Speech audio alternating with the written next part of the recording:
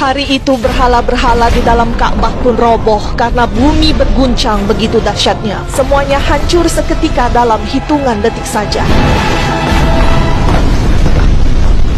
Malam itu Abdul Muthalib melihat langit yang begitu terang benderang dan dia pun bergegas turun karena bumi berguncang begitu hebat. Tetapi betapa terkejutnya dia tatkala berhala-berhala di sana seketika roboh dan hancur tidak beraturan. Sesudahnya Abdul Muthalib pun melihat sumur Zam-Zam yang airnya bertambah besar, meluap-luap hebat membanjiri sekelilingnya. Lalu Abdul Muthalib pun bergegas keluar dan melihat rumah anaknya Aminah yang tampak bercahaya terang benderang. Dan begitu hikmatnya malam itu, sehingga Abdul Muthalib segera berlari menuju rumah anaknya itu dan seketika berhenti seraya takjub melihat tanda-tanda kebesaran Allah yang memberikan cahaya ilahinya itu di tempat anaknya Aminah. Dan Abdul Muthalib pun menutup matanya dan meyakini bahwa malam itu Allah akan merahmati mereka dengan mengirimkan utusan Allah, seorang Rasul yang mulia. Abdul Muthalib pun menghela nafas, membuka matanya dan berjalan pelan sembari terpana ketika melihat Aminah telah melahirkan seorang bayi yang telah dirahmati oleh Allah Subhanahu wa Ta'ala dengan keistimewaan dan akan ditakdirkan menjadi manusia yang paling mulia di sisinya. Allahumma sholli ala Muhammad wa ala ali Muhammad. Abdul Muthalib menangis bahagia atas kelahiran cucunya yang sangat dia cintai itu. Dan sungguh benar adanya bahwa cucunya itulah yang dipilih Allah untuk menjadi Rasulnya. Abdul Muthalib lalu mengadakan jamuan makan sebagai rasa syukurnya atas kelahiran Nabi. Sang kakek juga mengundang banyak orang untuk berbagi kebahagiaan dengannya. Semua sibuk melayani para tamu, termasuk Abu Thalib anaknya.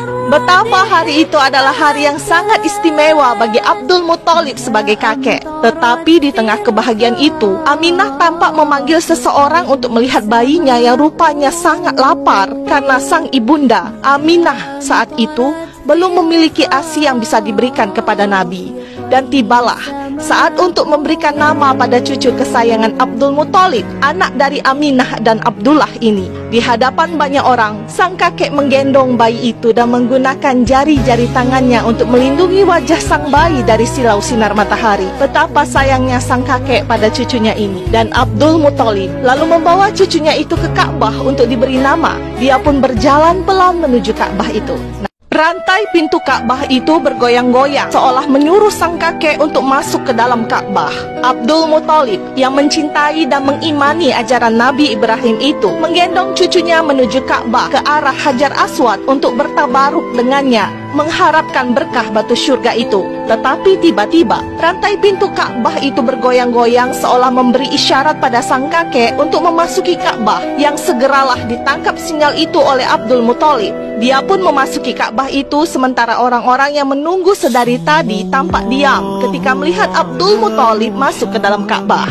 Mereka menunggu hingga keluarlah Abdul Muthalib dari dalam Ka'bah dan menuju ke podium dari batu itu untuk mengumumkan bahwa nama cucunya adalah Muhammad. Tetapi rupanya nama itu tidak terlalu lazim digunakan oleh bangsa Arab kala itu. Orang-orang Mekah yang mendengar Abdul Muthalib memberikan nama pada cucunya dengan nama Muhammad itu pun sempat bertanya-tanya, sebab tidak ada satu orang pun di dalam garis keturunan Abdul Muthalib yang menggunakan nama Muhammad. Di tengah ketegangan itu, majulah Abu Thalib, paman sang Nabi, menghentikan semua percekcokan itu dan dengan tegas dia mengatakan bahwa nama bayi itu adalah Muhammad sesuai dengan pemberian sang kakek.